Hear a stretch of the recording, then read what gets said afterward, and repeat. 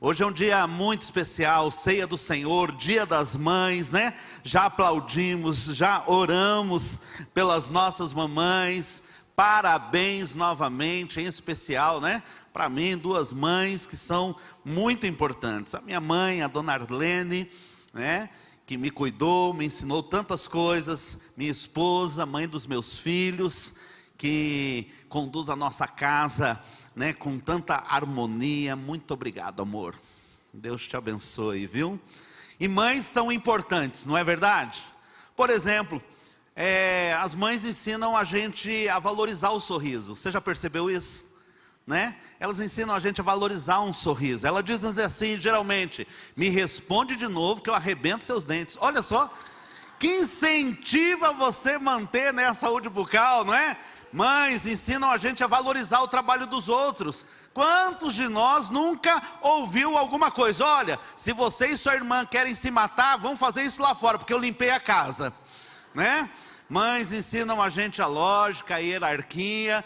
E porque eu digo que é assim, você obedece. Quem manda aqui? É simples de entender, não é verdade? Mamães ensinam para a gente a contradição. Não sei se você já ouviu isso, né? Mas algumas vezes pode ter ouvido: filho, fecha a boca e come. Como é assim, gente? Para comer tem que abrir a boca, né? Mas as mães, elas têm esse poder aí de inverter as coisas. Ensinam para a gente o raciocínio lógico, né? Mãe, quando vê um filho machucado, antes de curar, antes de ajudar ali a curar o machucado, ela sempre quer dar uma bronquinha, não é verdade? Eu sou da geração que a gente subia nas árvores. Os filhos hoje, as crianças ainda podem subir em árvores. Como que é isso? Né? Eu acho que hoje é mais controlado, né? Mas quantas vezes você já ouviu isso? Se você cair dessa árvore, vai quebrar o pescoço e eu vou te dar uma surra. Ué, gente, o guri acabou de se machucar, ainda vai ganhar a surra antes de ganhar o carinho, né? A ajudinha, minha mãe me ensinou também os valores de fé, a religião. Melhor rezar para essa mancha sair do tapete. Olha só, né? Me ensinando a orar desde pequenininho, Fernando, né?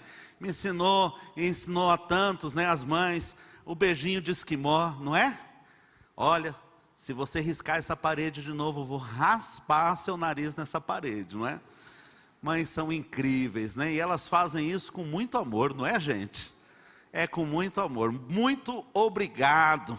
Muito obrigado. Até matemática mãe ensina a gente, não é? Vou contar até 10. Se você não aparecer aqui agora, eu te pego. Mães são importantes. E hoje nós vamos estudar a palavra do Senhor. Vamos aprender na palavra do Senhor sobre uma mãe. Uma mãe que estava desesperada. Uma mãe que precisava de um milagre. Uma mãe que recorreu para que um milagre acontecesse na sua vida e houvesse livramento na vida dos seus filhos. Queria convidá-lo a abrir a sua Bíblia no livro de 2 Reis, no capítulo 4, no verso 1 ao verso 7, está uma história que provavelmente é conhecida de muitos. E nessa noite, não só as mamães, mas eu espero em Deus, se você está precisando de um milagre, eu creio em Deus que o Senhor está pronto a operar milagres. Você acredita? Em nome de Jesus. E eu quero, junto com você, aprender nessa noite o que a palavra do Senhor diz a esse respeito. Olha só, eu vou ler apenas o primeiro versículo agora no início, não vou ler o texto inteiro, mas só neste primeiro verso, você vai ver que a Bíblia consegue resumir de forma clara o problema que nós temos diante dos nossos olhos. Diz assim o texto, o segundo livro dos Reis, capítulo 4, versículo 1, a palavra do Senhor diz: certa mulher que era viúva de um dos membros dos grupos de profetas, foi falar com Eliseu e disse: o meu marido morreu. Como o Senhor sabe, ele era um homem que temia Deus, o Senhor. Mas agora, um homem a quem ele devia dinheiro, veio para levar os meus 2 filhos, a fim de serem escravos, como pagamento da dívida. Milagres sempre têm caráter de urgência. Milagres, eles rompem na necessidade da urgência na nossa vida. Quando é uma dorzinha só começando, a gente vai ali, uma receitinha caseira, uma pomada, um Vic Vaporub, não é? Que é só para passar naquela dorzinha, aquele sintoma. Mas muitas vezes isso progride, vai para um estado mais grave, consultas, médicos, exames mais refinados, mais profundos. E muitas vezes recebemos notícias ruins a respeito da saúde. E ali onde já faltaram todos os recursos, não que não houve oração no começo, mas quando não há mais possibilidade nos recursos humanos, nós entramos diante do Senhor com a urgência de um milagre. Primeiro era apenas uma conta que não fechava no final do mês, pouquinho que faltava. Mas muitas vezes lá na frente, ela se transforma numa dívida praticamente impagável aos olhos humanos, e o Senhor precisa entrar com a sua providência. Milagres e urgência sempre andam de mãos dadas, e quantas vezes precisamos desses livramentos na nossa vida. Quanto mais, o que faria uma mãe que está prestes a perder os seus filhos para a escravidão, como pagamento de dívida. E a primeira palavra aqui, antes de falar necessariamente do texto, é um alerta aos maridos. Veja bem que esse texto, ela diz, meu marido temia ao Senhor Deus. O meu marido era um homem que andava na presença de Deus, mas ele nos deixou em dívidas. É um contraponto. Um homem dedicado a Deus, mas sem prudência. A primeira palavra dessa noite vai na realidade aos homens, aos maridos, para que possam prover com prudência a possibilidade da sua falta. Homens não gostam de se cuidar. Homens nem sempre esmeram ali pela sua saúde. Mas nós precisamos agir com prudência. Quais são os recursos? Quais são as posses, quais são os recursos mesmo que daremos, no caso da nossa falta, seja ela por qual motivo for. Precisamos ter essa preocupação sobre nossas famílias. Às vezes somos homens de oração, somos homens que temem a Deus, mas precisamos agir com mais prudência. Quantos ainda deixam dívidas para suas esposas e seus filhos, mesmo em vida? Quantas mulheres estão tendo que fazer jornada elevada para suprir a falta, o afeto, o carinho dos pais, vivos em casa, mas acumulando dívida emocional para com os seus filhos. Então a primeira palavra é um alerta aos homens nessa noite, para que nós possamos, em qualquer possibilidade da nossa falta dentro da nossa casa, saber que os nossos ficaram sem dívidas, que podem prosseguir as suas vidas de maneira adequada. Agora, entrando no tema da palavra, queria que você me respondesse algo aí na sua mente, no seu coração. Existe uma receita de milagre? Existe uma receita de milagre? É o tema da palavra. E eu começo nessa tarde, nesse início de noite, dizendo exatamente isso. Olha, contra o próprio tema que eu propus, não há uma receita de milagres. Nosso Deus, na realidade, Ele é muito criativo. Nosso Deus nunca faz da mesma maneira. Não existe uma receitinha de milagre que eu possa vir compartilhar com vocês. Na realidade, quando eu olho para a palavra do Senhor, vejo que Deus faz questão, muitas vezes, de agir de maneira mais diversa e criativa. Vou dar um exemplo só. Quando Deus quer usar a água para fazer os seus sinais, as suas maravilhas, Ele já fez de várias maneiras. Olha o dilúvio, quando Ele salvou Noé e a sua família e um casal de cada espécie, a maneira como Deus usou a água, tanto para julgamento, mas também para dar um livramento a Noé, usando a arca. Outro momento, usando o mesmo fator, a água, Ele abre 2 paredões de água e o povo passa em seco pelo Mar Vermelho. Outra vez, Ele quer mostrar o seu poder, usando a água, Jesus convida Pedro a andar por cima da água como se fosse concreto. O Senhor nunca faz dentro de uma receitinha humana, em que a gente possa, de alguma maneira, falar, não, é assim, assim, assim que vai acontecer. Mas eu quero te dizer com toda certeza, olhando para a Bíblia, que mesmo que não exista uma receita de milagres, existem ingredientes que parecem estar em muitos e muitos milagres que a Bíblia relata. E é sobre esses ingredientes, a respeito do milagre do Senhor, que eu queria compartilhar com você nessa noite. Olha só o texto, o versículo 2. Então, depois que a mulher chega diante de Eliseu, Eliseu perguntou: o que posso fazer por você? Diga, o que é que você tem em casa? E ela responde: não tenho nada. Repita comigo: não tenho. Repita novamente: não tenho nada. Opa, ela mesmo se corrige. A não ser um jarro pequeno de azeite. Eu não tenho nada, a primeira resposta. Mas em seguida, ela mesmo se corrige, dizendo: não, na verdade tem um pequeno jarro de azeite. Eu quero começar dizendo para você que um pouquinho de azeite é tudo o que você precisa. Um pouquinho de azeite é tudo o que você precisa. Sabe, a Bíblia relaciona muito o azeite, não em todos os casos, mas em muitas e muitas passagens, com a própria presença do Espírito Santo, ou a manifestação da sua presença, melhor dizendo. Muitas vezes o óleo da unção, o azeite, está representando ali aquela unção, que olha e que aponta para o Espírito Santo. O Espírito Santo, ele tem 3 papéis na palavra do Senhor, muito claros. É o Espírito Santo o responsável pela regeneração do crente. Quando a pessoa aceita Cristo Jesus, é o Espírito Santo quem faz o processo de regeneração.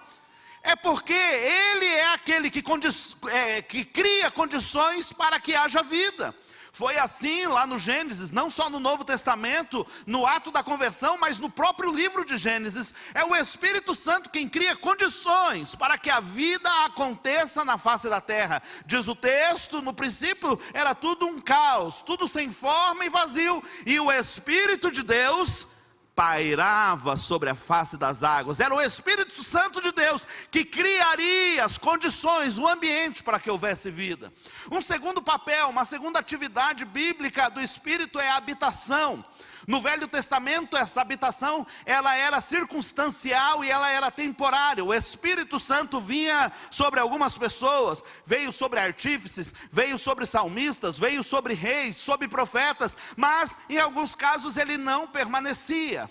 Já no Novo Testamento, o Espírito Santo é uma habitação permanente na vida daquele que aceita Cristo Jesus como Senhor das suas vidas. A partir do momento em que você entrega a sua vida a Jesus, o Espírito Santo instantaneamente vem fazer parte, habitar a sua vida. E é também o Espírito Santo quem faz a contenção. É o Espírito Santo que tem o papel de conter o pecado no mundo. A palavra do Senhor diz: para que um homem não contenda sempre comigo, e o seu espírito contenda com o meu. E o homem então teve dias reduzidos na sua vida, de acordo com o que eram nas Escrituras no início. Mas é o mesmo Espírito que também presente na vida da igreja contende que o pecado avance, porque ele nos faz ser sal e luz nesse mundo. É Ele que faz com que a terra tenha uma permanência, uma conservação. E quando Ele for tirado, lá em Tessalonicenses, pelo arrebatamento da igreja, e junto com a igreja arrebatada, o Espírito não estiver mais, diz o texto bíblico, não haverá mais impedimento para que o iníquo, o anticristo, haja com toda a liberdade no mundo. Esses são 3 papéis do Espírito Santo. E ela diz: eu tenho apenas um pouquinho do azeite, eu tenho só um pouquinho de recurso. E eu queria fazer um paralelo. E lá na frente dessa palavra você vai perceber que você não pode ter um pouquinho ou ter bastante do Espírito, não é dessa maneira que funciona. Mas eu quero te dizer que você tem o suficiente para que Deus faça o milagre. Um pouquinho do seu azeite é tudo o que Ele precisa para fazer um milagre na sua vida. Sabe por quê? Porque o primeiro ingrediente diz respeito a entregar tudo o que tem, mesmo que seja pouco. O primeiro ingrediente fala de entrega total e restrita, e é sobre isso que eu queria te falar nessa noite, que você precisa, mesmo que ache pouco, mesmo que ache mínimo, entregar o que você tem ao Senhor, para que mediante a sua entrega, Ele tenha a possibilidade de fazer milagres na sua vida. Você se lembra daquele menino que apareceu com alguns pães e peixes, 5 pães e 2 peixinhos, e ofereceu ao Senhor: é tudo que eu tenho. E o Senhor Jesus fartou uma multidão inteira com aquele pouco recurso, porque Ele não depende da quantidade que você entrega, Ele só depende de que você o faça inteiramente ao Senhor Jesus. É pouco, é o que o Senhor precisa para fazer um grande milagre. Qual o seu pouco? Está um pouquinho tempo para a quantidade de problemas que você tem que resolver, pouquinho dinheiro da quantidade de contas que você tem para pagar, um pouquinho de vigor perto do ânimo que você precisa ter para encarar as batalhas da sua vida. Eu quero te dizer nessa noite: entrega este pouco ao Senhor e Ele vai multiplicar. Mas precisa ter atitude de entrega, precisa ter coragem para colocar tudo no altar do Senhor, em nome de Jesus, amém? O texto ainda me ensina mais alguma coisa. Ele me ensina uma segunda lição, ele me fala de um segundo ingrediente, ele me fala da bênção das vasilhas emprestadas. Repeta comigo: a bênção das vasilhas emprestadas. Olha só o que diz o texto. Então Eliseu disse: vá pedir aos seus vizinhos, lhe emprestem muitas vasilhas vazias. Amém? Somos a comunidade das vasilhas emprestadas. A igreja é a comunidade das vasilhas emprestadas. Vou dar um exemplo muito simples e fácil de entender. Imagina os nossos irmãos que adoraram ao Senhor, nos conduziram na adoração, no violão, no teclado, na bateria, no baixo, na guitarra, no vocal. Entenda o que eu vou dizer, mas eles nos emprestaram suas vasilhas. Quantos anos de dedicação, de estudo, de investimento no instrumento, para que possam aprender e aperfeiçoar. Eles nos emprestaram aqui essa noite. É assim a comunidade. Nós somos a comunidade das vasilhas emprestadas. Sabe por quê? Porque a Bíblia nos diz no Novo Testamento que temos pelo menos 28 vasilhas que podemos emprestar uns aos outros.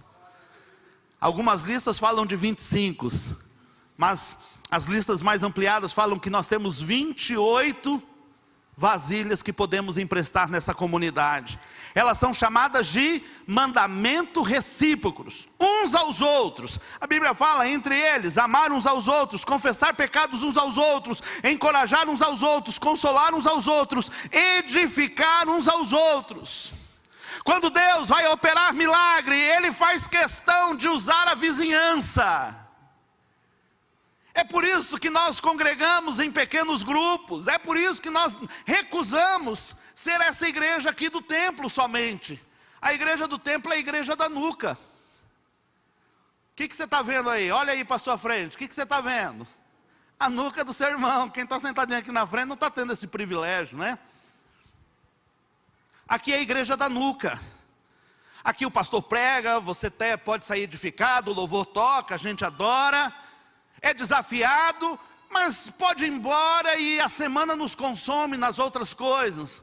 Mas lá no pequeno grupo é a igreja do olho no olho, é a igreja da solidariedade, é a igreja que carrega as cargas uns dos outros, é a igreja que empresta as vasilhas continuamente, para que possa acontecer milagres na vida dos nossos irmãos. Eu quero te dizer duas coisas sobre vasilhas: você precisa ter humildade para pedi-las, e você precisa ter generosidade para emprestá-las para o seu irmão, em nome de Jesus. Quantos aqui têm vasilhas vazias, disponíveis, das quais os seus irmãos possam dizer: pode contar comigo? Quem aqui pode hoje se levantar: meu irmão, está precisando de vasilha vazia? Eu tenho tempo, eu tenho um relacionamento, eu tenho um amigo, uma pessoa que eu possa te apresentar, alguém que pode mudar o seu futuro profissional. Olha, eu estou aqui, eu quero carregar a carga com você, nós vamos andar juntos, está aqui a minha vasilha. Somos a comunidade das vasilhas vazias, emprestadas uns aos outros, onde podemos nos edificar, onde podemos juntos vencer grandes, grandes, grandes dificuldades em nome de Jesus. O segundo ingrediente das vasilhas emprestadas, ele diz respeito à humildade. Humildade para pedir, parceria e gratidão. Diga comigo, humildade, parceria e gratidão. Você pode repetir? Humildade, parceria e gratidão. Você lembra do paralítico que foi carregado por 4 amigos, porque não poderia chegar até Jesus, mas é levado até Jesus? Vasilhas emprestadas. Você lembra da mulher pecadora que quebra o cântaro aos pés de Jesus e põe o perfume mais caro para adorar ao Senhor? Vasilhas de adoração emprestadas. Você lembra do leproso curado que volta para agradecer o Senhor Jesus? Gratidão, porque o Senhor Deus emprestou-nos o seu Filho, e esta grande vasilha emprestada pode fazer milagres na sua vida. Somos a comunidade das vasilhas emprestadas. E esse segundo ingrediente vai me lembrar sempre de humildade, de parceria e de gratidão. Mas ainda o texto continua. Olha o que diz o verso 4 e 5. Depois você vai lá, pede as vasilhas e traz. Versículo 4. Depois você e seus filhos entrem em casa, fechem a porta e comecem a derramar azeite nas vasilhas, e vão pondo de lado as que forem ficando cheias. Então a mulher foi para casa com os filhos, fechou a porta, pegou o pequeno jarro de azeite e começou a derramar o azeite nas vasilhas, conforme os filhos iam trazendo. O quarto ingrediente é o ingrediente do mistério das portas fechadas. Lá em Vitória, na igreja que eu pastoreava, PIBJC, nós chamávamos este lugar do quarto de escuta. Aqui na Primeira Batista nós chamamos de TSD, tempo a sós com Deus. A palavra do Senhor é o próprio Senhor Jesus quem diz: olha, quando você quer buscar o Senhor, quando você quer falar com o seu Deus, quando você quer falar com o Pai Eterno, você entra no seu quarto, fecha a tua porta, e o Senhor, o Deus que te ouve em secreto, Ele, você sabe, Ele te recompensará. O Pai que te ouve em secreto é o quarto de escuta, é o lugar da intimidade, é o lugar do encontro com o Senhor. Não é para muitos. O Senhor pode nos abençoar com muitos vizinhos, uma igreja toda, para nos emprestar vasilhas. Mas na hora H, na hora do milagre, Ele diz: vem, fecha a porta. Porque este é um lugar muito sério, este é um lugar muito importante. E ela então traz os seus filhos, cerra as portas e começa a ver o milagre do Senhor acontecendo aos seus olhos. Quantas vezes isso aconteceu na palavra do Senhor? Este terceiro ingrediente, ele fala de intimidade e de proximidade. O terceiro ingrediente aponta para intimidade e proximidade. A palavra do Senhor diz que os segredos do Senhor são para aqueles que são tementes ao seu nome. Ele usa em uma das versões que eu mais gosto: a intimidade do Senhor é para os que o temem, é para os que o amam. É na intimidade que o Senhor, que Ele vai fazer maravilhas na sua vida. Você lembra de Jairo? Chega para o Senhor Jesus: Senhor, minha filha está muito doente, visita a minha casa. Uma mulher vem, toca Jesus, ele para ali para saber o que acontece. Porque a mulher é curada do fluxo de sangue, um demônio, uma pessoa possessa no meio do caminho, tudo aquilo atrasando. E eu imagino Jairo ali ansioso: Senhor, e o meu pedido? E o meu pedido parecia que estava ficando para depois, vai chegar a minha hora. Então Jesus vai para a sua casa. E quando estão chegando em casa, estão ali os parentes, os amigos, as carpideiras, mulheres pagas para chorar, para prantear por uma vida, já todo mundo ali. E quando ele chega com Jesus em casa, diz: tarde demais, sua filha já morreu. Para de incomodar o mestre, não tem mais o que fazer. Jesus diz: ela não morreu, apenas dorme. E daí Jesus falou assim: vou mostrar para esse pessoal todo aqui como se faz um milagre, né? Lá de fora assoviou e disse: vem, Talita. Foi assim que o Senhor fez. Ele pegou o pai, a mãe, seus discípulos mais íntimos, entrou no quarto, fechou a porta e disse: Talita cumi, menina, levanta-te. E na hora ela levantou. Era adolescente, já levantou com fome. Que adolescente ou está dormindo ou está comendo, não é assim? Ela já levanta com fome. Glórias a Deus. No lugar das portas fechadas, no lugar da intimidade. Você quer viver milagres verdadeiros na sua vida? Você quer ver o poder de Deus se manifestando? Tranca a sua porta. As pessoas chegam para mim e dizem assim: pastor, minha vida está uma baderna, pastor, minha vida está sem jeito, está tudo desorganizado. E eu pergunto para você, não precisa levantar a sua mão: quantos aqui tem quarto da bagunça em casa? Quantos tem o quarto da bagunça em casa? Depois você fala: poxa, minha vida está uma bagunça. Você até tem um quarto para isso. Mas aonde está o teu quarto da intimidade, do tempo a sós, o quarto de escuta, o lugar onde você se fecha com o Senhor, e ali você se derrama, e ali você vive os grandes milagres do Senhor? Quantas e quantas vezes eu entrei neste quarto, nada lá fora mudou, mas tudo aqui dentro foi transformado pelo poder e pela presença do Senhor. Você precisa entrar no quarto da intimidade com o Senhor, é ali que você vai ver os maiores milagres acontecendo, amém? Lembra do Getsêmani? Quando o Senhor Jesus chama os seus íntimos para a batalha espiritual. É o lugar da intimidade. É o lugar para os íntimos. Mas há um quarto elemento. Há um quarto ingrediente. E esse ingrediente ele me diz que milagre tem tamanho. Você pode repetir comigo? Milagre. Você pode repetir comigo? Deixa eu te falar uma coisa. Existem 4 constelações de milagres na Bíblia. A primeira constelação dos milagres está no ministério de Moisés. Existe milagre em toda a Bíblia. Mas existem 4 momentos na história bíblica, nas páginas bíblicas, em que eles se concentram. A primeira concentração, a primeira constelação no céu dos milagres é no ministério de Moisés.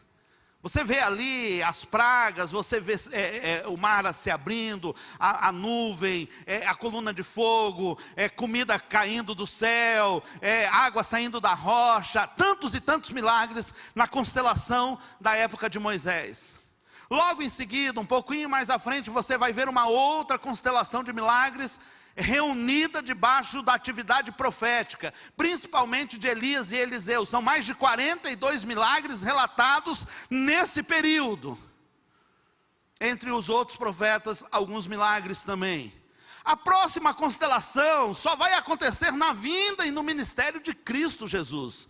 Há um bom período na palavra do Senhor sem um relato de milagres, da maneira como nós os conhecemos. E no ministério de Jesus, tantos e tantos e tantos milagres, que João, o apóstolo, chega a dizer o quê? Todos os livros escritos seriam incapazes de conter a quantidade de milagres se fossem relatados. E por fim, na implantação da igreja, quando a igreja foi inaugurada pelo Espírito Santo no Pentecostes, e naquele período de instalação da igreja no mundo, então há novamente um grande período de milagres. Por que eu estou dizendo isso? Ouça o que o texto diz, 2 Reis, capítulo 4, versos 6 e 7. Quando todas as vasilhas estavam cheias, ela perguntou se havia mais alguma. Essa foi a última, respondeu um dos filhos. Então o azeite parou de correr. Ela foi e contou ao profeta Eliseu. Aí o profeta disse: venda o azeite e pague todas as suas dívidas. Ainda vai sobrar dinheiro para você e os seus filhos irem vivendo. O quarto ingrediente, ele vai me falar sobre prudência e mudança de atitude. Há 3 palavras que eu gostaria de destacar para você aqui nesse momento. Repita comigo: provisão. Diga providência. E por fim diga presença. Provisão, prudência e presença. Milagres estão relacionados com a provisão e com a providência. Milagres estão relacionados com o que o Senhor faz para que aquilo que é necessário de fato não falte, provisão. E o Senhor também age extraordinário, aquilo que precisa acontecer, providência. E os milagres acontecem, provisão e providência na minha vida e na sua vida. Só que você pode dizer: puxa, eu sou uma pessoa que vivo de milagres. Não, queridos, você foi chamado, por mais que você experimente milagres, você foi chamado para viver uma vida aonde você vai experimentar a provisão. Às vezes, experimentar a providência, mas você não pode abrir mão nunca da presença. Porque milagres, eles têm hora para começar e hora para terminar. Porque depois do milagre, você precisa mudar de atitude. Fui liberto, tive um livramento tremendo, estava correndo de carro, um acidente, não aconteceu nada comigo, vai continuar dirigindo do mesmo jeito? O Senhor entra com um livramento, com uma cura no meu físico, eu vou continuar com os mesmos hábitos. O Senhor opera uma maravilha, uma história de perdão, um milagre de cura nos meus relacionamentos familiares. Eu vou continuar abrindo as mesmas brechas. Um milagre precisa ser perseguido após, precisa ser acompanhado de uma atitude, de uma mudança de atitude. Eu preciso entrar no campo da mudança. Esse ingrediente fala sobre prudência e sobre mudança de atitude. Quando o Senhor Jesus livra aquela mulher que estava prestes a ser apedrejada porque foi encontrada em adultério, quando ela e os seus acusadores vão embora e Jesus está com ela, o que ele diz à mulher? Vai e não peques mais. Muda a atitude, eu te livrei, eu fiz um milagre. O que aconteceu que foi um milagre, era para você estar embaixo das pedras, mas eu te livrei, mas agora vai e muda de vida. Ele encontra um homem, 38 anos, paralítico, na beira de um poço. Ele cura aquele homem que estava enfermo da alma e das pernas. E qual é a palavra que ele dá para o paralítico logo em seguida? Ele diz: vai, pega a sua cama e anda. O que ele está dizendo é: agora não é mais para viver de esmolas. Agora não é mais para viver daquilo que vem da mão dos outros. Agora você vai produzir. Eu já fiz o milagre, mas agora vai ter que mudar a atitude.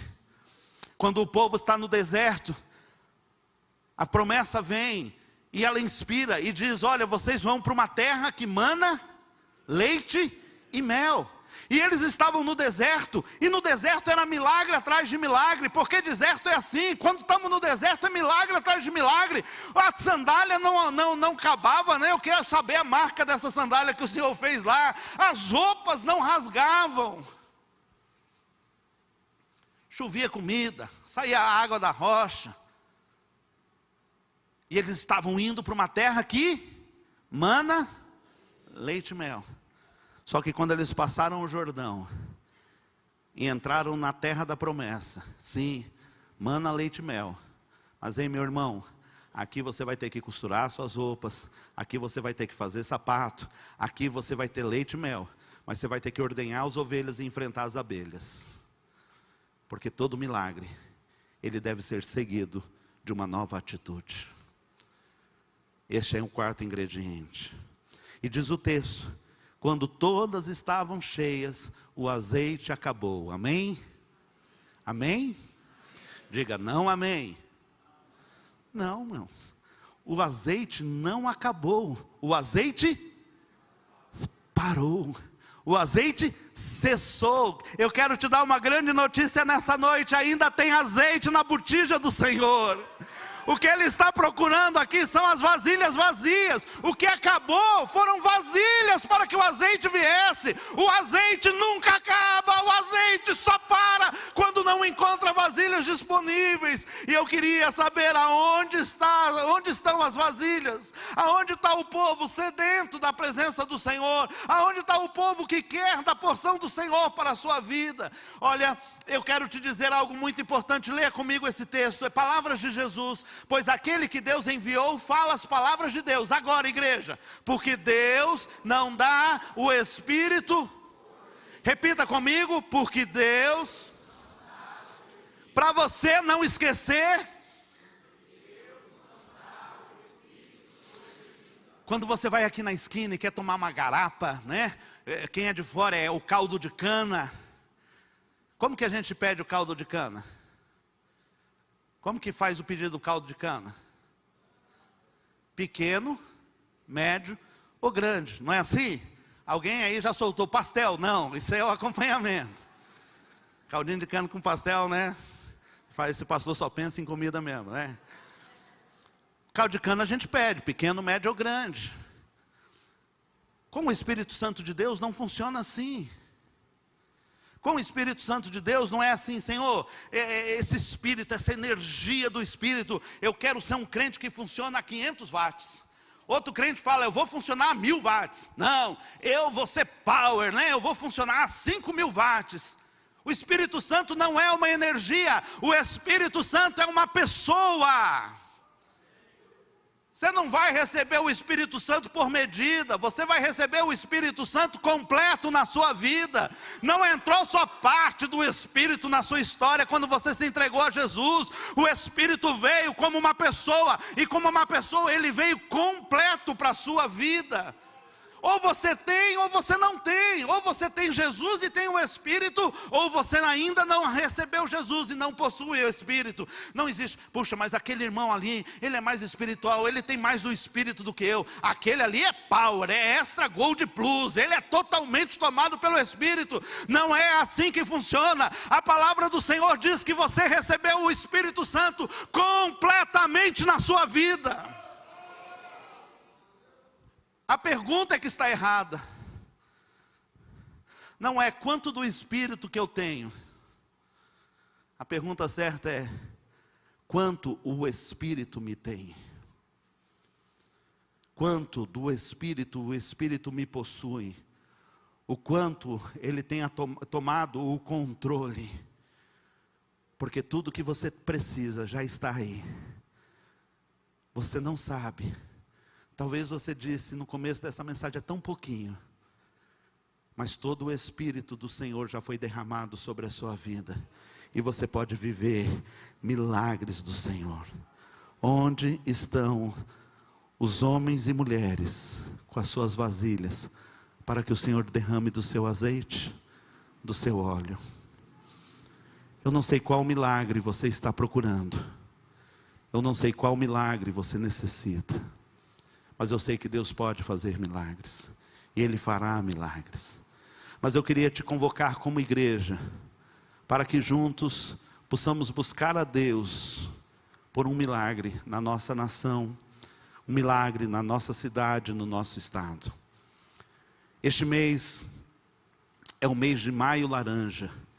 No início era uma data apenas, dia 18 de maio, a data oficial no Brasil, de combate ao abuso infantil, ao abuso sexual de crianças. Não sei se você sabe, mas aqui foi nessa igreja, num PGM, que nasceu o Maio Laranja, que esse dia foi transformado num mês, e hoje vale para todo o Brasil. O Maio Laranja, o combate ao abuso de crianças. Infelizmente, os números do nosso estado só têm aumentado. As denúncias são cada vez mais graves. Chega de embrulhar o estômago quando você ouve uma das histórias. Você vai ver um vídeo. E eu queria que, independente dos milagres que você está buscando para o Senhor, que nós buscássemos este milagre para a nossa nação.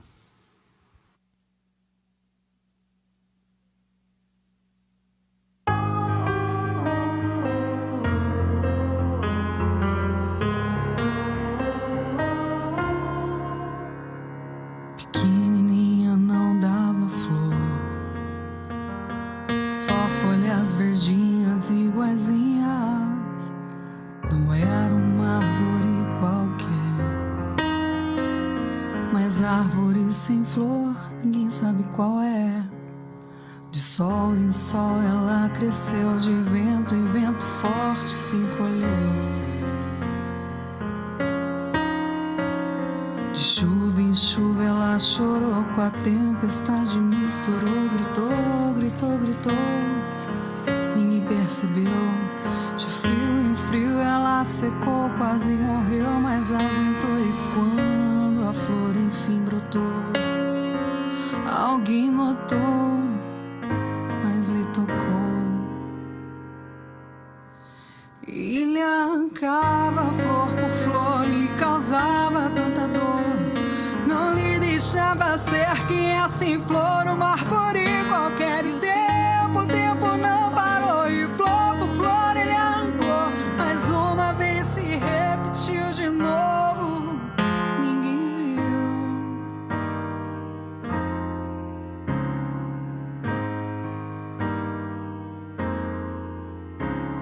De sol em sol ela cresceu, de vento em vento forte ela se encolheu.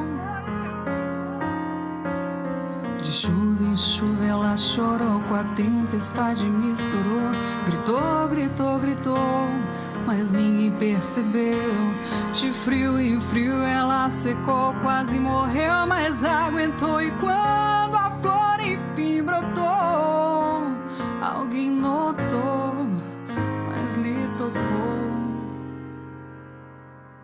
E lhe arrancava flor por flor, e lhe causava tanta dor. Não lhe deixava ser quem é sem flor, uma árvore qualquer. E o tempo não parou, e flor por flor ele arrancou. Mais uma vez se repetiu de novo, ninguém viu. E lhe arrancava flor por flor, e lhe causava tanta dor. Não lhe deixava ser quem é.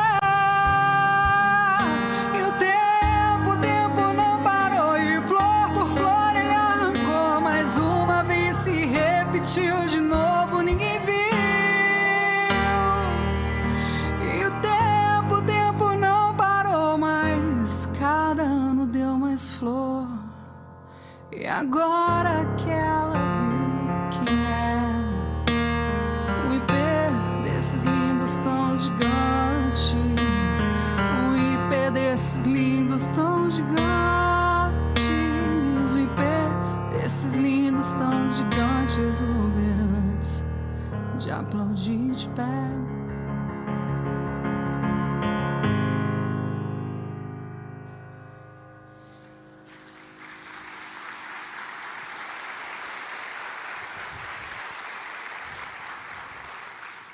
Um vídeo tão lindo, produzido pela nossa produtora, na coordenação da missionária Viviane, do seu esposo Evandro, do Joey. Mas um tema tão triste, tão angustiante. Esse milagre precisa acontecer e você pode ser instrumento de Deus. Observe as crianças que estão próximas a você, aquelas que convivem com você, mudança de comportamento. Crianças que eram felizes agora estão quietas, crianças que ficaram de repente reticentes, sentava na frente, agora está lá atrás, era tão dócil, agora sinais de agressão. Faça parte desse milagre para que a gente possa mudar os números terríveis da nossa cidade e do nosso estado. Fique atento, proteja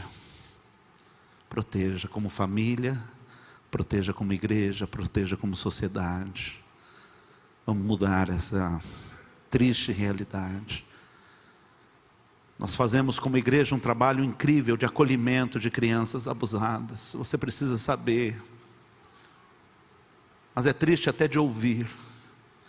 Mas a nossa luta não é só acolher aqueles que foram prejudicados, é que novos casos não venham a acontecer. Esse milagre precisa acontecer. E nós cremos num Deus de milagre, amém? Nós vamos terminar este culto adorando ao Senhor. E eu quero lhe convidar a ficar em pé em nome do Senhor Jesus. A crer que se você quer viver milagres, Mesmo que não existir uma receitinha pronta, tem ingredientes que você pode usar na sua vida, e você vai ver o quanto o Senhor fará. Tem um pouquinho só de azeite, tem um pouquinho só de recurso, coloque tudo na presença do Senhor. Chame os seus irmãos, pegue vasilhas emprestadas, empreste quando lhe pedirem. Viva em comunidade. Não somente isso, feche as portas, entre na intimidade com Deus, viva da presença do Senhor e desfrute dos milagres. E quando o milagre acontecer, meu irmão, minha irmã, muda de atitude para um novo tempo na sua vida, na sua história. O Senhor nos aponta um caminho de milagres, amém?